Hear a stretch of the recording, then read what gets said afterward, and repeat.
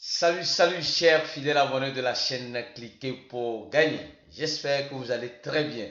Chaque jour qu'on se lève, il y a de nouveaux dossiers. Franchement, il y a souvent, on se dit quand est-ce que ce monde de la crypto va dormir.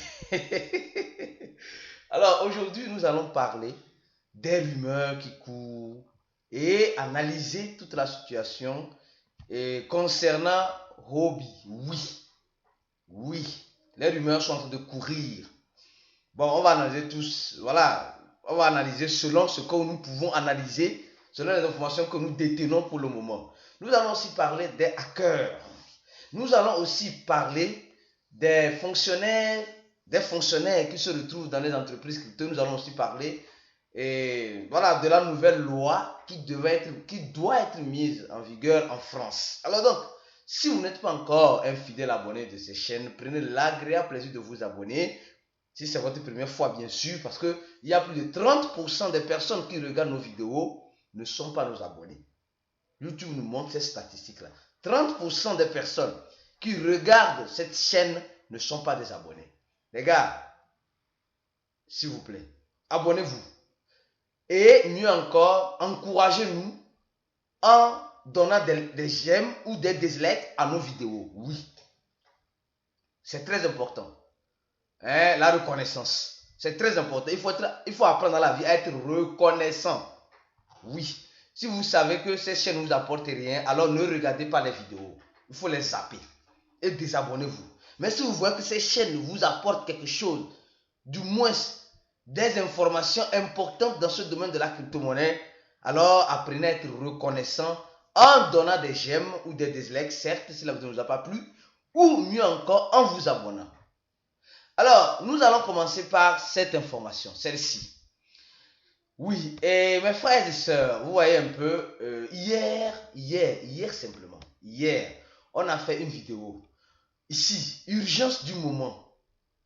Tu peux perdre toutes tes crypto-monnaies à cause de Twitter. Et malheureusement, les gens ont négligé cette vidéo-là. Les gens, nous avons remarqué que les gens aiment faire médecin après la mort. C'est-à-dire que quand il n'y a plus rien à faire, c'est là que les gens aiment se réveiller. Les gens n'aiment pas prévenir.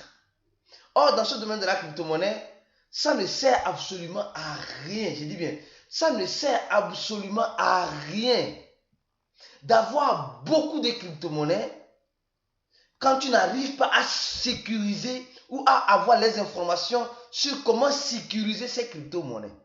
Parce que tu es en train de faire de l'argent, pas pour toi, mais pour l'arnaqueur, pour le hacker. Et quand on donne ce genre d'informations sur la sécurité, les gens négligent. Les gens s'en foutent. C'est après qu'ils vont perdre qu'on viendra leur dire qu'on avait déjà fait une vidéo sur ça, ou on avait déjà passé une information vis-à-vis de cela. Je ne vais pas expliquer, la vidéo a fait presque 14 minutes, je ne vais pas expliquer ce qu'on a dit dans cette vidéo, mais je suis sûr que toi qui me regardes, si tu n'as pas encore regardé cette vidéo, sûrement prépare-toi à perdre toutes les crypto-monnaies que tu as pu avoir durant toutes ces années en 2 ou 3 clics. Vous allez comprendre pourquoi sur Twitter. Je ne vais pas expliquer ici dans cette vidéo parce que vous avez négligé, oui. Alors la négligence, on verra le prix de cette négligence-là. Alors, on nous dit ici clairement qu'un hacker a envahi l'hôpital et exige qu'on le paie en bitcoin. Afin de hacking tout cela là, ça va se reproduire durant ces temps-ci. Ça va se reproduire. Quand on parle de sécurité, les gens négligent. Quand on parle d'informations sur la sécurité, les gens négligent. Comme les gens ont négligé la vidéo concernant la perte des crypto-monnaies qui serait causée par Twitter. Je dis bien cette vidéo-là, quand cela va arriver, je reviendrai encore sur ces chaînes vous dire comme vous l'avez déjà dit. Et vous-même, vous avez négligé. Tant mieux.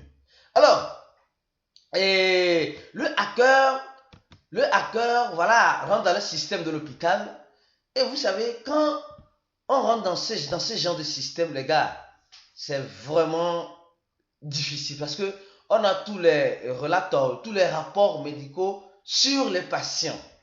Et avec ces informations, aujourd'hui, le plus riche, ce n'est pas celui qui a tellement d'argent. C'est celui qui sait exploiter les informations qui sont à sa faveur. Oui, oui. Alors donc, nous devons être très vigilants en ce moment-là. C'est pourquoi nous sommes en train de redire et redire encore, la sécurité est importante. Sinon, vous êtes en train de faire de l'argent pour le hacker. Aïe. Les gens vont voir leur wallet se vider, ils ne vont pas comprendre ce qui s'est passé. Bien qu'on les ait déjà expliqué ce qui se passe. Bon, alors donc beaucoup de prudence en ce moment. Alors, deuxième information, avant d'aller sur la deuxième information, les gars, on nous dit ce matin, en crypto-monnaie, tu as deux choix. Deux. T'enrichir lentement mais sûrement ou t'appauvrir rapidement. Oui, en fait, c'est ça. Les gens veulent, tout le monde veut s'enrichir, mais rapidement, en enlevant la pauvreté à côté. Or, ce que les gens oublient, c'est que pour s'enrichir, il faut d'abord se former. Il faut avoir de bonnes stratégies. Ça ne sert à rien. Je vois des personnes qui courent acheter à tout bon vent tous les crypto-monnaies qui sortent à tout moment, sans avoir de stratégie, sans avoir l'information. Hier encore, on faisait une vidéo, quelqu'un qui aurait investi $1 dans une crypto-monnaie pourrait se retrouver avec des milliers de dollars. Tout le monde a couru pour regarder la vidéo parce que tout le monde veut voir quelle est cette crypto-monnaie pour acheter. Les gens veulent acheter des crypto-monnaies sans vouloir conserver ces crypto-monnaies-là afin de s'enrichir lentement tout en appliquant des stratégies. Mais les gens veulent s'enrichir rapidement et ce qu'ils oublient, c'est au moment de s'enrichir rapidement qu'ils s'appauvrissent rapidement. Si tu es dans ce cas, mon frère, ma soeur, il faut réfléchir. Moi, je connais des personnes qui ont assez de crypto-monnaies, mais négligent l'information, négligent la formation, négligent tout. Et c'est quand ils perdent tout qu'ils reviennent et disent « Aïe, aïe, aïe, si je savais. Si je savais. » Alors, deuxième information, celle-ci. Non, avant de prendre cette information, on va prendre celle-ci d'abord. Les gars, la France est, je pense, c'est l'année passée. Ceux qui sont abonnés à ces chaînes, vous vous rappelez, on vous dit ça toujours. C'est une suite logique de nos vidéos.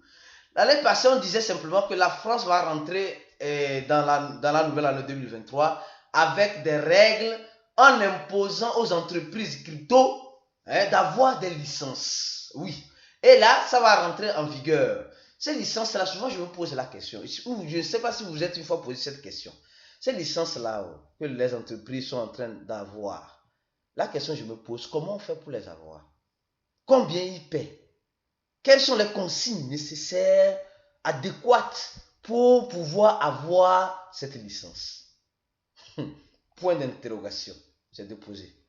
Sûrement et certainement, ce que je ne doute même pas, c'est simplement ces licences-là permettent de mieux nous contrôler. De mieux contrôler les investisseurs en crypto-monnaie dans leurs transactions. En demandant à ces entreprises-là de fournir toutes les informations nécessaires. Parce que c'est ce qui se passe ici au Brésil. En tout cas, c'est ce que moi je sais. Ici, où je suis. Je sais que le Lyon, la recette fédérale a accès avec le CPF à toutes nos transactions sur tous les échangeurs. Et les échangeurs sont obligés, ou nous faisons les KYC, sont obligés de fournir les informations de nos transactions. Malheureusement, sûrement c'est ce qui pourrait toutefois arriver dans cette, dans cette loi-là qui arrivera en France, qui est déjà là, mais qui veut être mieux appliquée dans les entreprises qui font la promotion des crypto-monnaies. Alors, rapidement, cette information, les gars. avant d'arriver sur l'histoire et l'analyse de Huobi, ce qui se passe actuellement, parce qu'on a fait beaucoup de recherches, vous allez voir tout à l'heure, et les échangeurs, pas seulement les échangeurs, le marché en général. La dernière fois, on faisait une vidéo où on parlait de Amazon, on parlait de Twitter, on parlait de Facebook. Amazon qui a licencié 17 000 personnes et les entreprises sont en train de licencier plusieurs autres personnes. Et franchement, ça commence pas à être vraiment...